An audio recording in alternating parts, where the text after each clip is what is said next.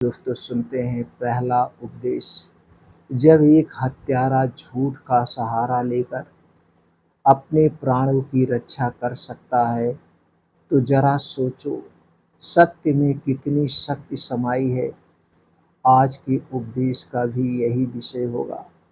कहते हुए बुद्ध ने अपने शिष्यों को एक कथा सुनाई। एक व्यक्ति ने किसी की हत्या कर दी तो राजा के सिपाही उसके पीछे पड़ गए। वह किसी तरह जान बचाकर भागता रहा। तभी सामने नदी आ गई। उसे पार करना जान जोखिम में डालना था, मगर सिपाहियों के हाथ पड़ने का मतलब था फांसी या लंबी कैद। दोस्तों, उसकी समझ में नहीं आ रहा था कि वह क्या करे। घबराकर उसने इधर-उधर देखा। नदी किनारे एक आदमी भभूत लगाकर साधु बना ध्यान मग्न बैठा था। उसने सोचा क्यों ना वह भी ध्यान में ऐसे ही बैठ जाए। उसने भी अपने तन पर राख लगा ली और आंखें बंद करके पेड़ के नीचे एकदम ध्यान में बैठ गया। साधु का अभिनय करते हुए वह शांत होकर बैठा। उसे बड़ा आनंद आने लगा। ऐसा आनंद तो उसके जीवन में कभी आया ही नहीं था। ऐसा आनंद तो उसने पहले कभी महसूस ही नहीं किया था। उसने सोचा ध्यान में इतना आनंद है। इतने में राजा के सिपाही हत्यारे का पीछा करते हुए नदी के किनारे पहुंचे। उन्होंने इस ध्यान मग्न साधु को बैठे देखा तो वह झुके और उसके चरणों में सिर रख दिया। इसके बाद साधु बने हत्यारे के भीतर से कपाट खुलने लगे। वह हैरान हुआ कि मैं तो केवल फरेबी साधु हूँ, मगर इन्हें क्या दिखाई पड़ गया जो इन्होंने मेरे पैर छू लिए। क्या झूठ इतना कारगर हो सकता है, तो सत्य का क्या पता कितना कारगर हो। इसका मतलब सत्य में बहुत ज़्यादा शक्ति है। सत्य बहुत बड़ा बलवान होता है। सिपाही पैर छूकर चले गए, लेकिन वह हत्यारा पूरी तरह से बदल गया। उसके जीवन में क्रांति आ गई, क्योंकि उसने देखा कि झूठी साधुता को इतना सम्मान मिल गया तो सच्ची साधुता को कितनी श्रद्धा मिलेगी।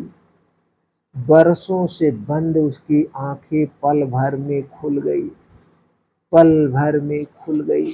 दोस्तों, अब दूसरा उपदेश सुनते हैं। एक व्यक्ति बाण चलाने की कला में अत्यंत निपुण था। उसके बनाए हुए बाणों को जो भी देखता उसके मुंह से बरबस वाह निकल पड़ती थी। एक दिन जब वह बाण बनाने में तालीम था, उसकी कर्मशाला के आगे से धूमधाम के साथ एक संपन्न व्यक्ति की बारात निकली। वह अपने काम में इतना तालीम था कि बारात की ओर उसका ध्यान ही नहीं गया। थोड़ी देर बाद कर्मशाला के सामने से भगवान बुद्ध निकले। तब तक वह अपना काम कर चुका था। वह आराम की मुद्रा में खड़ा था। बुद्ध ने पूछा, बंधु, आपके यहाँ से एक धनी व्यक्ति की बारात गई थी, उसे गए कितना समय बीत गया होगा? भंते मुझे क्षमा कीजिए, भंते मुझे क्षमा कीजिए, मैं बाण बनाने में जुटा था, इसलिए बारात को नहीं देख पाया, वह बोला। यह सुनकर बुद्ध चौंके और बोले, भाई, जब आप यहाँ उपस्थित थे तो ढोल ताशों का छुरी का शोर तो आपने सुना ही होगा, आवाज तो आपके कानों तक आई ही होगी। भंते, मेरा धंधा ही मेरे लिए प्रभु पूजा है, मेरा धंधा ही मेरे लिए प्रभु पूजा है। अर्चना, वंदना और सब कुछ है। मैं जब अपने काम में जुटता हूँ, फिर मुझे अपने शरीर की सुध भी नहीं रहती है। उसने कहा। उसकी बात सुनकर बुद्ध बहुत प्रसन्न हुए और बोले, तुम ही सच्चे कर्म योगी हो। तुम्हें भविष्य में कभी भी किसी समस्या से हारना नहीं पड़ेगा, कभी भी किसी समस्या से नहीं हारना पड़ेगा। दोस्तों, इस दो उपदेश से हमें क्या ज्ञान मिला? पहले उपदेश से दोस्तों हमें यह ज्ञान प्राप्त हुआ, हमें कभी झूठ का सहारा नहीं लेना चाहिए। सत्य में बहुत ताकत होती है। हमें हमेशा सत्य का साथ देना चाहिए, हमेशा सत्य बोलना चाहिए। सत्य बोलने वाला परेशान हो सकता है, लेकिन पराजित कभी नहीं हो सकता है। उसका समाज में हमेशा मान सम्मान सब बना रहता है और वह दोस्तों सबका हकदार होता है। दोस्तों, दूसरी तरफ हमें यह शिक्षा मिलती है दूसरे उपदेश से, दोस्तों हम जो भी काम कर रहे हैं, चाहे पढ़ाई कर रहे हैं, चाहे कोई बिजनेस कर रहे हैं, चाहे नौकरी कर रहे हैं, जो भी काम हम कर रहे हैं, चाहे खेती किसानी कर रहे हैं, उस काम को पूरी लगन से, पूरी मेहनत से, पूरी शिद्दत से करना चाहिए।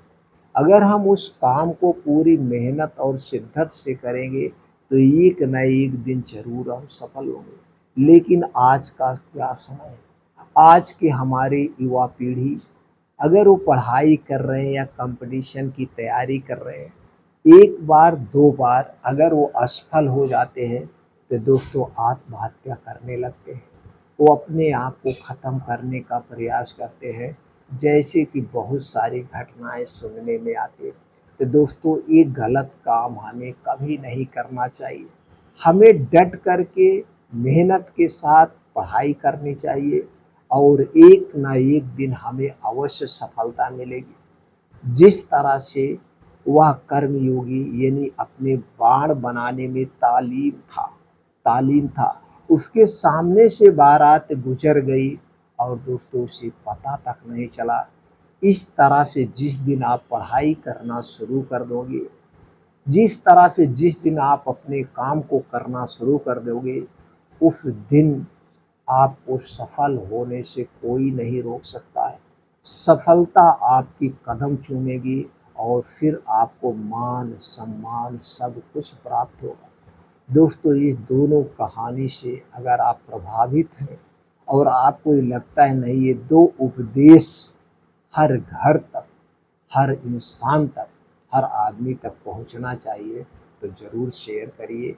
दोस्तों, इसी तरह से भगवान महात्मा बुद्ध के और उपदेश सुनने के लिए चैनल को सब्सक्राइब कर लीजिए, बेल आइकन का बटन ऑन कर दीजिए, जिससे हर वीडियो की नोटिफिकेशन आपको मिलती रहे। फिर मिलते हैं अगले वीडियो में।